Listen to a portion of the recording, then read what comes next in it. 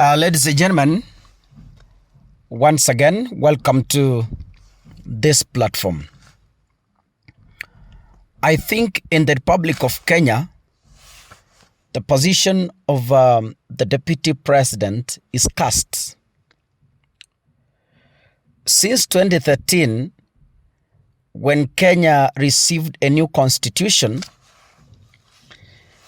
that transformed the seat of the vice president to the deputy president, it has never been well with that position.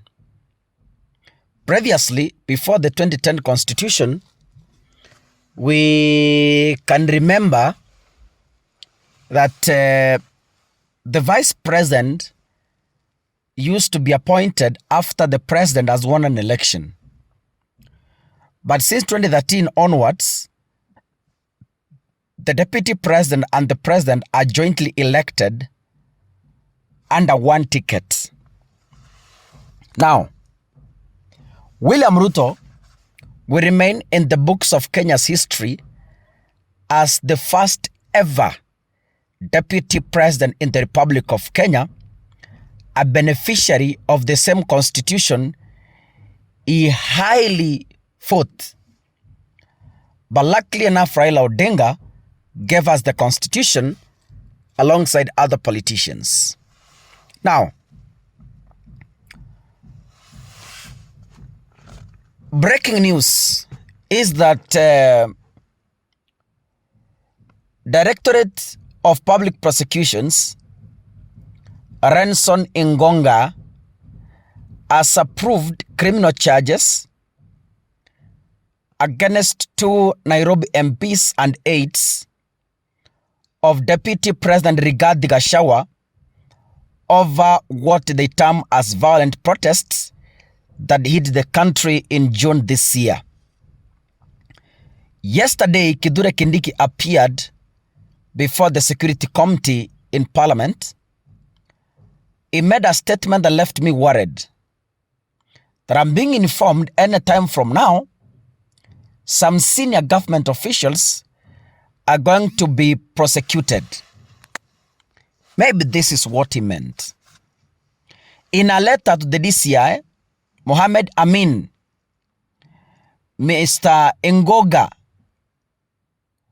said he was satisfied that he had sufficient evidence to charge the Gachagua MPs and aides with conspiracy to commit a felony. So besides an impeachment on Gachagua, the people allied to him are going also to feel the heat.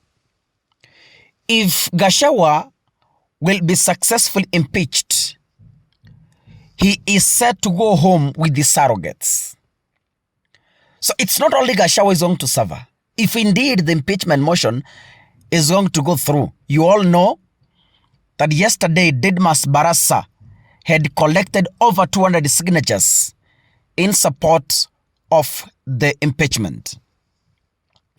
Mr. Min wrote to the DPP on September 24th saying they investigate Mr. Benjamin Gadiru Mwangi, alias Major Donk, Member of Parliament, Embakasi Central, James Gakuya, MP Embakasi North, Mr. Ngujiri Wambugu, who is the former Nyeri Town MP, George Deuri, and Pius Munene over the violence in Nairobi on the 25th of June.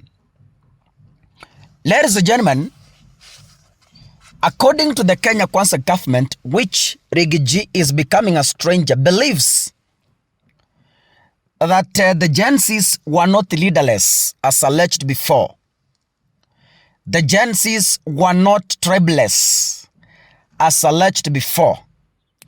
According to the DCI, they say they are convinced that Gen Zs had a leader who is said to be the Deputy President Rigathi Gachagua, the chief financier of the demos. Maybe it could be true or not. You remember I raised some suspicious in Gen Z protests. Wengine mkaanza kunita traitor.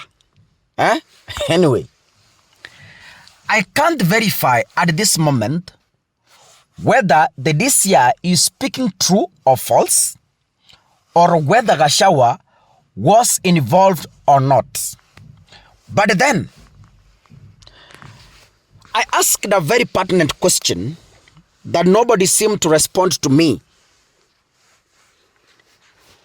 If indeed Gen Zs were independent and they had no leader, when Raila agreed to work with William Ruto, the demos disappeared to thin air. I never saw them again. Walitangaza wakatishia, I never saw the protests come through. So, who told Gen Zs not to demonstrate? And with what intention? Because if they were leaderless, up to now, they could be pushing for the reforms. But because they are leaders somewhere. Anyway, nisiende kwa hayo, mutanita traitor, but reality hits so hard. And it's rare for people to accept reality. Back to Gachagua. Ladies and gentlemen, there's one thing I want you to know. A government has a way of working. One, the Kenyan government can call you a criminal even if you are a pastor, even if you've never known what stealing is. If government decides to make you a criminal, it will do so within 2 hours. Serikali ikiamua kukuita criminal, my friend, hata kama hujawahi kuwa criminal, lakini serikali iamue wewe ni criminal, utakuwa criminal and the Kenyans will believe so. Serikali ikiamua kukuita mwizi na haujawahi kuwa mwizi, utakuwa mwizi by force by fire and you'll be charged. That is the sad reality of governments. Serikali can decide umeishi Kenya for 100 years. Kama utafika miaka 120, unaweza ishi Kenya for 100 years. Uko na ID, na shamba, na my relatives na kila kitu. But a government can one day decide to render you an un-Kenyan. Na itakuwa hivyo and they will deport you.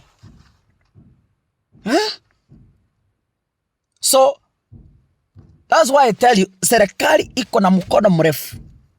Na serikali iko na ujinga, ushenzi na ukiritimba. Sio serikali ya Ruto peke yake. Any government. Past governments and coming governments. That is how they operate. A government can decide to take over your ancestral land na ite yake na itakuwa even. There's nothing you can do if they so decide. That's how governments work. It's a sad reality that you cannot accept, I know.